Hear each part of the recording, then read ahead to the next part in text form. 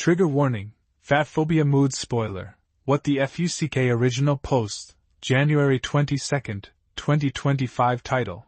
My dress is not what I wanted and I am heartbroken. In the beginning, my dress was not very important to me. I looked at literally thousands of dresses and none of them moved me in any way. Eventually I found a wedding dress that I liked just fine and was super affordable. Great, done. But then I saw the dress. The design was incredible, truly a dream and exactly my style. The colors were fine, but what I really wanted was the dress in magenta. The original designer said they could not make it in magenta. I want to pause here. Thinking about getting to wear this dress in this color was indescribable. I felt like I was going to look like the most beautiful and true version of myself. I am fat, tattooed, and older. I never thought I'd get to have that feeling on my wedding day. I was connected with a local well-respected wedding dress designer. We went over the inspiration dress and I made it clear that I needed a couple key changes made to the bodice. And obviously I wanted it in a specific color.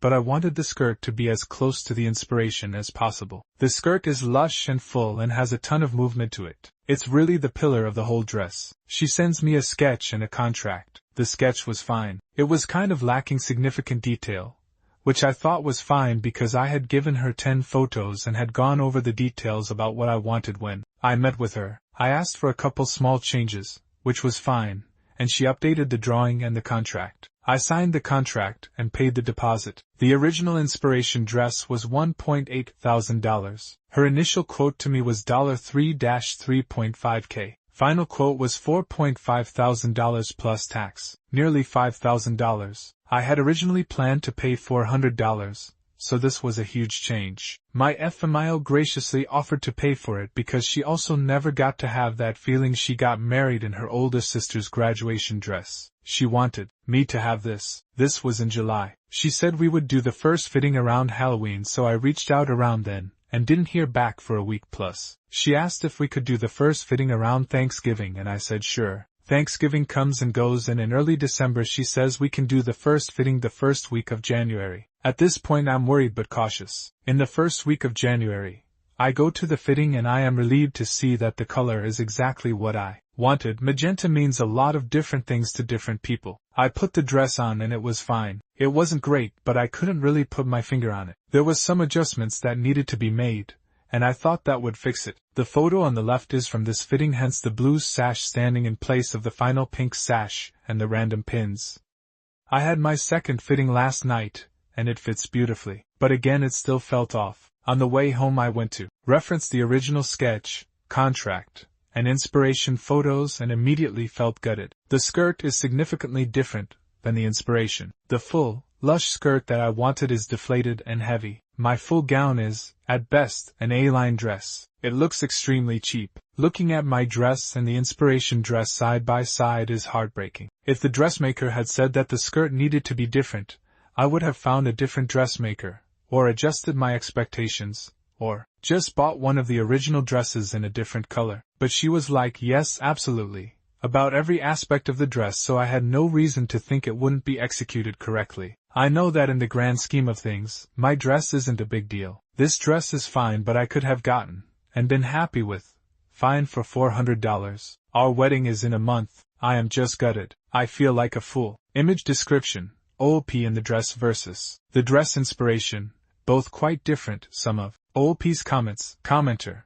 It looks like the tulle overskirt on your dress is one layer with trim wrapped around it. The inspiration is multiple layers of tulle all with trim on the ends. I don't think you're going to get the same movement without having multiple layers. And damn, paying $5,000 for this, the seamstress better give that to you, OP. Yeah, this is the key difference which I pointed out multiple times in our initial consult, but I didn't reference the original photo until last night. Which is on me. Commenter. It's not on you. If you shared this photo with her when first talking about the dress, it's totally on her. This is nothing like the dress you wanted, and to be honest, it does look like something you could easily buy off the rack. I would demand a redo or, better yet, a refund, as I would no longer trust her. Maybe you can see if the original designer is willing to do it if you send them the fabric, or something. OP. Thank you. I really appreciate that. The OG designer, Chautranet, unfortunately has a 6 to 8 week turnaround time, and even then they are famous for taking weeks more, and not communicating with customers. It's borderline hilarious how much they just do not give a f about their customers. I've checked online for used dresses and there are some, but they are all way too small. I'm like a 2022, and the ones I'm seeing online are like a 0 or a 2, not something a tailor could fix. Ultimately, I'll find something that I'll be happy with, just like in the very beginning, and it will be fine. It likely won't be my dream dress, which is sad and disappointing, but the world will keep turning. I will marry my fiancé and eat cake with all my favorite people. Commenter: this is not a 5K dress. I'm sorry. She's so far off from your inspiration that I'm not even sure how she showed it to you with a straight face. What are the terms of your contract? How much have you paid her? Can you void this contract and just buy the original inspiration? Dress OP. The exact description of the dress in the contract is bright pink tulle dress with v-neck front and back necklines, gathering on the bodice from the center front and center back, A-line skirt with small train, 4 rows of 2 strips of tulle asymmetrically draped on the top layers of the skirt as in the illustration, satin band for a sash at the waist, sleeveless. Top layers of skirt, plural. The terms are standard. If you want a major change to the design, you gotta pay for it. It will be completed by X date, which we were already past, BTW, so we are already in breach there. I can terminate the contract and forfeit the deposit. Pretty standard. How much was the deposit? OOP. The deposit was $2,490. OOP adds more info about hoop skirts. For those who keep suggesting petticoats/hoop skirts, I understand that it would give the skirt a little oomph. But because there is not enough fabric being used for the skirt, it can't plump out as much, and it would actually decrease the amount of folds/layers on the skirt because the same fabric would be traveling a wider circumference. If you look at my waist, there is almost no gathering at all. I emailed her this morning and I have not heard back yet. I do think this is salvageable if she has the skills to do it. I will email her again tomorrow if I don't hear back from her, and then I will probably be pursuing a chargeback as well as going full scorched earth. Google, Yelp, the regional wedding Facebook groups she's active in, etc. Update post 1, January 24th, 2025. 2 days later, this is an update to my post from 2 days ago, titled "My dress is not what I wanted and I am heartbroken." TLDR. We worked everything out and the resolution is better than I could have hoped for, but oh my god, it took so much work to get here. First, thank you so much to everyone for their kind responses and offers of possible solutions. I also appreciate the comments from readers who were downright outraged on my behalf. It was deeply affirming to be told clearly that I was not off my rocker. Rather than cutting/pasting a bunch of lengthy emails, I will just explain the main points. But just a heads up that this will definitely still be lengthy because the nuance of it all is important to me. As I mentioned in my comments on the post, I emailed the dressmaker first thing Wednesday morning and explained the following. It is very clear that we are on totally different pages about what I wanted. I proceeded to explain, in depth and with specifics, what was missing, with pictures. I also explained that what was missing from my dress was represented in the contract and the sketch she provided. My hope is to fix this with her. She did not reply during the day, so to cover my bases, I texted her Wednesday evening that I had emailed her, and was hoping to hear back by Thursday EOD. She texted me back right away and said that she had seen my email, but was out of the office for the day and would reply first thing Thursday. Yesterday, she emails me back. She says the following. Yes, we are obviously on different pages. She clarified what her understanding of my expectations were. Essentially, I had mentioned a champagne-colored dress she had made that was somewhat akin to what I wanted. It was all tulle, and it had a somewhat similar bodice to what I was looking for. Working with tulle is a specific skill set, so I was keen to approach her about doing my dress because of the champagne dress she had made previously. She took this to mean that I wanted her to make me a slightly different version of the champagne dress. I do not know if I believe her, but okay, whatever. She also mentions that the changes that were made to my dress were to respect copyright boundaries for the original designer of my inspiration dress. Because this is a last-minute change, normally I would be responsible for the extra costs of material and labor. But as a show of good faith, she would be willing to do the changes for the cost of supplies only, around $500. Also, the supplier who sourced the tulle for my dress is closed for Lunar New Year. So because of our shortened timeline, we'd have to source through a different supplier. A different supplier equals a risk of receiving a different shade of fabric due to variations in dye lots. She proposes a fix of adding additional layers of skirting on top of what has already been constructed. She draws an example and sends it to me. The example is not clear, as we already know from her original sketch. Rendering an example is not her strong suit. It looks like there would be a handkerchief hem. Editor's note: OP attached the sketches in a comment, but I couldn't include due to length of post. Oh my god, I do not, under any circumstances, want a handkerchief hem. I immediately reply and ask for clarification. Would there be a handkerchief hem? She immediately replies and says no. I breathe a sigh of relief. Thursday afternoon, I reply to her email. I explain.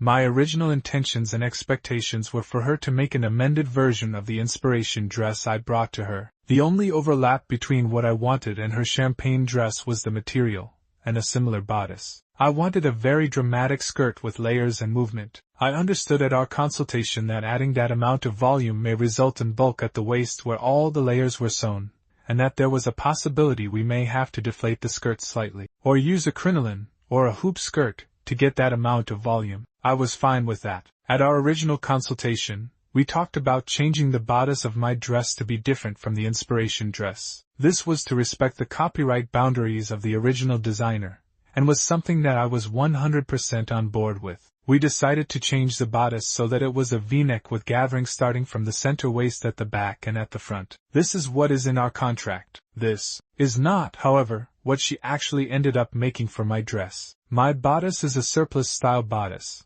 which is actually more similar to the original inspiration dress. These two items, a different bodice, and possibly a slightly deflated skirt, were the two concessions I was expecting and happy to make. The contract specifies that the ruffles were going to be at the edge of the top layers of the skirt, so I had no reason to think that there would only be one top layer of skirting. Also, the contract specifies that the layers would be asymmetrical, and they are not. Between the contract, the sketch, the photos, and the price of nearly $5,000, there is absolutely no reason that I would have expected to receive anything less than a dramatic, full skirt. My measurements were taken in September. She did not get me in for the first fitting until January 4th with a contractual completion date of January 15th. Had my first fitting taken place sooner, which was what was expected, we would have plenty of time for revisions. Because of her delays, we were already past the contractual completion date of the dress. I absolutely want this to work, but for it to work, the skirt needs to be as close as possible to the inspiration. I need fullness, and volume, and movement, and texture. The additional skirting needs to be the same color as the rest of the constructed dress, and though I understand it may be the only option, ordering from a different supplier puts that in jeopardy. I am absolutely not willing to pay for any additional labor or supplies. It is her responsibility to ensure that the labor and materials necessary to meet the expectations outlined in the contract are covered by the price agreed upon. That isn't on my shoulders, dog. I am willing to overlook the fact that we are past the deadline, and the fact that changes were made to the design contrary to what was in the contract if she is able to meet these above expectations. If she cannot meet these expectations, no problem. We can start the process of returning my deposit. Remember, kids, she is in violation of her own contract, so I would have been in the clear to get my deposit back via a chargeback through the credit card I paid with. I have been on both sides of this, both as a business owner and a customer, and I knew I was on solid ground. She replies a bit later and says,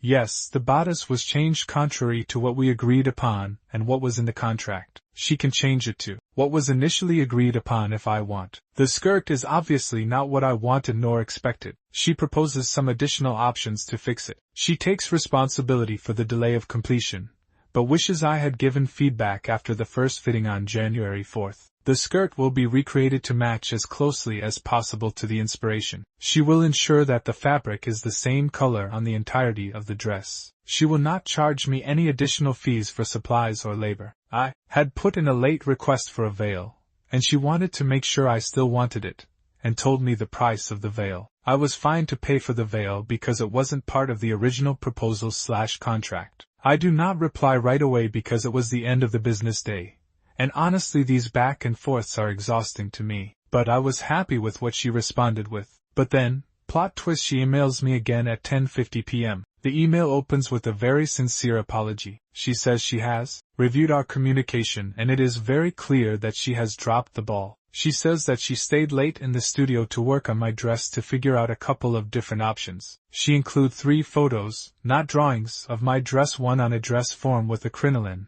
one with horsehair braiding added to the hem, and one with both the crinoline and additional layers of tulle added. She says she really wants to make this situation right. She will waive the cost of my veil as well as my second payment, the second half of the cost of the dress, as a heartfelt way for apologizing for the stress you must have been under in the last couple of days. She is here to go the extra mile to ensure that the dress is completed to my expectations, that I absolutely deserve to have the dress that I want on my wedding day. She would need to hear back from me by end of day Friday to move forward due to the time needed to order supplies. I can come to her storefront this weekend and I can see the proposed changes in person if I would like. Honestly, I did not see that coming. My goal, as I have stated from the beginning, was to get the dress that I wanted and that I paid for. Her apologies were very genuine and sincere, and I honestly believe she is trying to make this right. Waiving the rest of my payment is a kindness I did not expect but am grateful for. Numerous people in my original posts were calling her a fraud or saying that she scammed me, which I know happens too often in the bridal industry. However, this dressmaker is a vetted, responsible business owner, who is insured, in a major city, with a storefront. She has an extensive portfolio that shows a wide, but realistic, range of dresses. Industry professionals recommended her through a group of vendors who are only allowed if they meet the highest standards. I do not mess around with vendors who are just starting out or think I am going to Venmo them $5,000 and mark it as a gift so they don't have to pay the fees. I did my research, and as far as I or anyone in the industry could tell, she is completely legit. As a side note, before I met with this dressmaker, my mom was trying to get me to get this dress made through a random seller she found on Etsy from Latvia. They make somewhat similar dresses, and we're like, yeah, no problem, we will make you a pink dress, just send us one photo of what you want on WhatsApp, your bust and waist measurements, and we'll charge you $500, it will be to you in 2 weeks. I was, like, absolutely the fuck not. Red flags Helen Keller could see.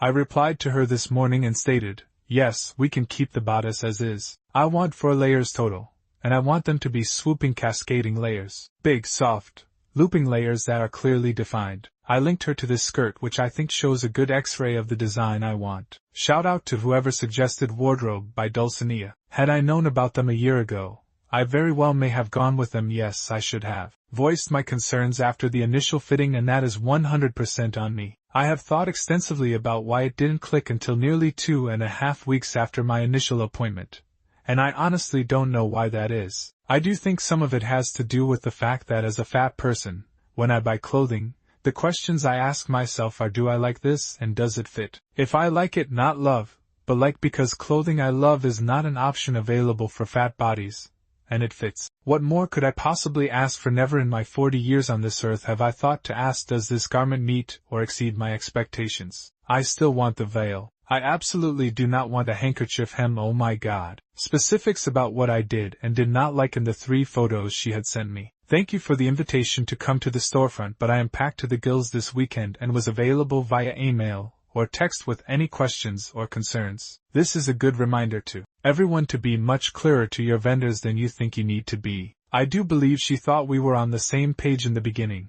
and had I asked for, say, specifics about how many layers were in the skirt, or for a gathered waist to be noted in the contract, or even said explicitly, I want this skirt exactly and I want photos of the skirt in the contract, this could have played out totally differently. That is on me. Similarly, if she had said explicitly, I cannot or will not make this skirt the way you would like, instead of downplaying the changes she wanted to or needed to make, I would have happily found another vendor. That is on her, and that is where we are. I am optimistic, but I do have backup options in place, options that I absolutely love and would be happy to wear on my wedding day. I truly hope that I can update y'all in a month with photos of the final result. Thank you for joining me on this ride. Some of OOP's comments. Commenter, part of a longer comment. You cannot copyright clothing designs. You have to prove that design is 100% yours and original and unique. The design of that dress is not the original designer of that style dress. Nothing about that dress is original. And I don't mean that to come off as harshly. The dress is pretty, just not a 100% an original idea. OP, yes, 100%. I often think of the LV example. You can copyright the LV logo and pattern, but the design of their never-full purse can't be copyrighted. I do, however, think it is unethical to bring a design of one artist and ask another artist to straight-up recreate it. And this applies to tattoos, graphic design, even nail art. I know that isn't a law, but it isn't something I personally feel comfortable doing. She made it clear in our original consultation that she was not willing to just recreate someone else's design, which I was absolutely fine with. She said the change in the bodice was enough for her to feel comfortable with moving forward. Because of this, I didn't push back to say there wasn't a copyright issue and actually you can make this exactly and it's fine, because that doesn't align with my ethics. But yes, you are 100% correct that she legally would have been in the clear. Commenter: if it were me, and she truly makes it right, I would still pay her the full amount. Owning a small business is tough. She did mess up and I hate how stressful that must have been for you though. OP: this is honestly not out of the realm of possibility. Owning a small business is really difficult and expensive. I did floral work for clients when I was a wedding planner, and it was basically impossible to show someone exactly what, say, a centerpiece would look like when I was making them custom for each client and relying on Mother Nature for flowers. Even though the situation is different, we had a contract with specifics, etc., there is always going to be a creative gray area between what the client expects and what the designer can produce. Update post 2, February 17th, 2025, 3 weeks later. Title: Update. My dress is now what I wanted, smiley face. I picked up my dress today and I am very happy with how it turned out. The train on it is incredible. The veil is perfect. It looks lighter in the photo than the rest of the dress, but that's 100% just the backlighting. It has a ton of movement to it, and it is just really fun. If I were to do it all over again, I would have just gotten the dress from the original designer in one of the colors they make it in. But having said that, I'm still thrilled with my dress and can't wait to wear it on Saturday. Smiley face. Also, I can't find the comment, but someone said that it looked to be 30 yards short of what was needed, and that person gets an award because that's exactly how much was added. Trophy for you, kind and astute Redditor. Image description: OP looking beautiful in a dress that looks much more like the initial inspiration. Editor's note: as a side note, it was after this post that I initially reached out to OP for permission to share her story. She was very kind in giving me permission, but shared that more shit had gone down with the dress and attached some proof. She then shared it publicly a couple of days later. Update post 3, February 24th, 2025, 1 week later, just over 1 month from OG post, the day after I picked up my dress and made the last update, I received a message on here from a bridal boutique owner that my couture, one-of-a-kind custom dress was being sold on a Chinese manufacturer website. After a little digging, it looks like that what the dressmaker does is design it and then send it to Bridilo for manufacturing, and then Bridilo can sell it wholesale or directly to consumers. My $5,000 custom, one-of-a-kind atelier couture gown was being sold for $599. This makes so much sense. The manufacturing must have caused a delay, which is why it took so long for my first fitting. She discounted my dress to $2,500 to make up for the nightmare of the original design, which still gave her at least $1,900 in profit. The dress is fun, and it's the perfect color, and in a vacuum, I am happy with the dress. But the finishing on it is atrocious. It looks like it was chewed off a bolt of fabric by a dog. It's horrible quality fabric, dollar store Halloween costume fabric. When I asked her about this, she told me she didn't like the language I was using, so she was ending all communication with me. This was obviously a cop-out. There was no accountability, no reasoning, no bullshit about. Actually, sometimes it makes the most sense for us to contract with dressmakers overseas. Nothing. It's wild to me that she pulled the "oh, it wouldn't be ethical for me to just recreate the dress you wanted" card, but this was somehow okay. LOL. Okay girl. I got married on Saturday and it was incredible. But every time someone complimented my dress, all I could think about was this deceptive con artist. Anyways, I avoided calling her out until everything was done with, and here we are. Her company is editor's note: I have been asked to redact this info. Located in Seattle, Washington. Smiling face with halo. OP added a link to the dress here. Image descriptions. Image 1. Text between OP and designer. Text exchange. OP: hey, I have a quick question. Whenever you have a sec designer. Hi, AITA, how can I help? OP: Attached screenshot of the exact same dress for sale on a different website for much cheaper. Yeah, my question is what the feck. Image 2, OOP in the dress. There is a weird pull/puckering on the upper side of the dress. Image 3. That same pull/puckering is visible on the model dress that is being sold on the website. Some of OOP's comments. Commenter. I had suspicions that she saw your post on Reddit, and that's why she was so eager to make things right around the second update. Not that she genuinely felt bad or cared. But on no planet did I clock this level of fraudulent assholery. Love that you confronted her, and I hope to see your Google review up there at some point because wow. OP. Yes, when she discounted my dress by 50% I had this twinge of a feeling like she was doing it because I was on to something bigger. But I was like, oh, she probably just doesn't want me to go nuclear on her business listings online. But I guess we get both me going nuclear and the discount. Commenter. Heads up, I just googled her business and it's listed as permanently closed, updated this month. OP.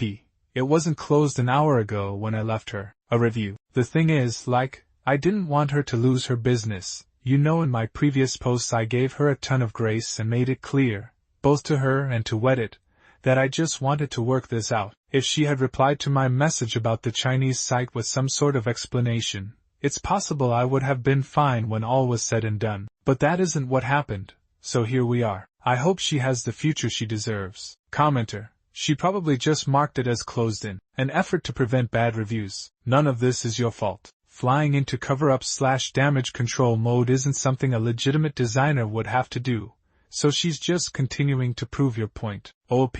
Yes, she just replied to my Google review. In it she claims I wasn't respectful, because when I sent her the screen cap I said, "What the fuck?" Which IMO is pretty justified, and she said isn't going to talk to me about it anymore. Which, LOL, fine, the reviews aren't for her. I've been extremely professional and have given her endless grace and feel completely justified in my responses across the board. I'll post every email, every text, every post with full transparency. I've got nothing to hide. OOP also posted in r/Seattle about her experience here. Editor's note. She included much of the same information, but added, ETA. So many things happened today because of this review. She doxed me, put my phone number up and asked people to deal with me. Replied to a review about this by saying, it's hard making a custom dress for a big girl with how much extra fabric they use. I guess the saying that cows go out to pasture is right. Deleted and reposted many replies to my reviews that said, LOL. And also said she, again, wouldn't respond any further because she prides herself on professionalism. Wild. Some of OOP's comments. Commenter. Downvoted. I have had a very different experience with Redacted. While this post breaks my heart, I have to realize that there are always two sides to every story. Even after reading this post, I can't recommend her enough. She truly went above and beyond for me on multiple occasions. She's also very talented, and I can't see her doing this at all. OP. I 100% believe that the truth is always between the experiences of two people, and none of this is meant to compromise or negate your experiences with her. And of course, it's entirely possible that this is just my experience with her, that she had never done anything like this before to any other client. But if you look at her response to my Google review, she isn't challenging anything I'm saying. She's covering her ass for sure, but she isn't disagreeing with what happened. There are also many comments in my post history with the images of my dress, the link to the dress on Bridillo, screen caps of our conversation, etc. I have no desire to, take down someone's business because I'm some bridezilla who didn't get exactly what I wanted. I just want everyone to have all of the information necessary to make informed decisions going forward. Commenter.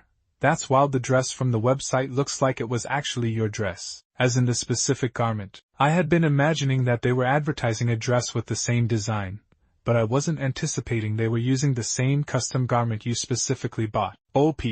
I am certain it is literally the same dress. I am confident that Madison designed the dress, took my measurements, and sent it to Bridillo for manufacturing, and that they took a photo of it for the website. The puckering on the shoulder area was exactly the same. The ruffles are in the exact same position. I'm not some conspiracy theorist. I didn't believe the messages when I got them. I was sure it was going to be a dress sort of like mine, but not actually my dress. But no, that dress is 100% the same dress hanging in my closet right now. Commenter.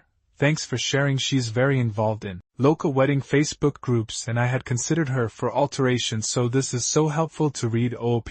Yes, that's where I found her. I made a post in one of them last night with an extremely generous heads up about my experience, and I woke up to see that the mods had deleted it. Commenter. Wow, did they give you a reason why? OP. Nope, I didn't ask either. It felt dumb for some reason to message the mods about it, so I decided I'd rather focus my energy here and on Google, Yelp, the knots / etc. Someone suggests a different dress designer / seamstress. Yes, I actually went to them first, and changed my mind to go with Madison. I am deeply regretful of my choice. In my Google review, Madison replied and said that tulle only comes in polyester, which is wild new information because Cicada only uses silk, specifically silk tulle. I could have gotten a dress for less with fabric that didn't make me feel a sweaty foot. Commenter. I went to her for alterations and my bustle came apart like 1 hour into actually using it. Uneasy face, was pretty disappointed. OP. Oh man, my bustle also came apart during the wedding and my arms / chest had deep red rashes from the fabric after wearing it all day. I had totally forgotten about those things. OP adds.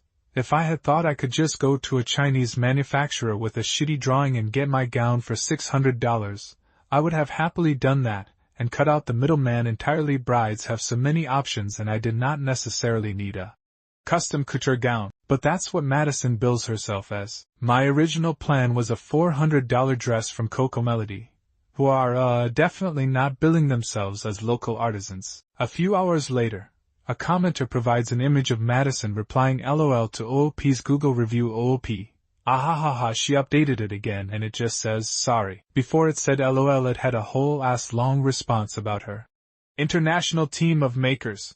Or some bullshit. A lot of her first response is still up on Yelp, where she is accusing me, I think, of some kind of violation of IP because I posted her sketch here. LOL. Okay girl. Commenter. Why'd she add a Google Drive with all the emails and texts in her response like it'd make her look better? It just shows everything you've mentioned in these posts. LOL. Some of the 1-star reviews for alterations are appalling as well. OP. Right, like the only thing about the Google Drive that bothers me is that she posted my actual phone number. And I have already gotten texts from people who were told to take care of me. I have absolutely nothing to hide. Like, sorry, I violated the contract by sharing her sketch here without her name when I was trying to give her some grace. Wow, what an absolute monster I am. A commenter includes Madison's long response uploaded to Google Drive, too long to include here. OOP responds. 1. I'm cracking up at her conducting her business with integrity. But responding LOL on my other post. Yes, very professional too. The veil cost of $249.57 is hilarious, because that's suddenly magically like $100 more than she told me it would be. Pricing keeps just going up without any cause. Like if I make something and tell you it's going to be $150 and then decide not to charge you, I can't go back and say, I gifted you a $250 veil. No. That's not how money and commerce works. 3. This dress would have been $12,000 if we made it in-house. And also, we only make dresses in-house for $10,000 and up. Is very interesting. Never at any point was anything said along the lines of, I can get this shit overseas for $600, but if you want it made not with slave labor it will be $12,000. 4. Where the hell is she getting $5,603.26 from? Is she charging $5,000 for that shitty sketch because my dress was $600, not including a magical veil that keeps inflating in value? 5. It feels like a weird dig to point out that my mother-in-law paid for the dress. 6. Politely. And with all the love in my heart, this lady can suck my dick from the back. OOP adds another thought. Also in her statement, document, she notes 2 things that are cracking me up. 1. She charged me $25 to remove cups. When I showed up for my first fitting, I was like, oh, remember I said no cups? And she was like, oh right, and grabbed the nearest pair of scissors and cut the literal 1 string holding them in place and threw them away. $25. She says it took her 5 hours to make my sash. It's literally a tube. It would take me, a person who hasn't sewn in years, approximately 1 hour to make a sash, including all the time I would need to yell at my sewing machine for being a POS. 5 hours. LOL. Okay girl. Side update post, February 25th, 2025. Title: A business is doxing me on Yelp. What can I do? OOP. I left a negative review of a business, and in their response, they linked to a Google Drive that included photos of my phone number. I am now getting harassing text messages from strangers. She is obviously fully able to respond to me however she wants. But, posting my phone number is not okay. I'm trying to get the image removed from her Google Drive, with little success. But is there anything Yelp can do? I'm not having any luck with their support.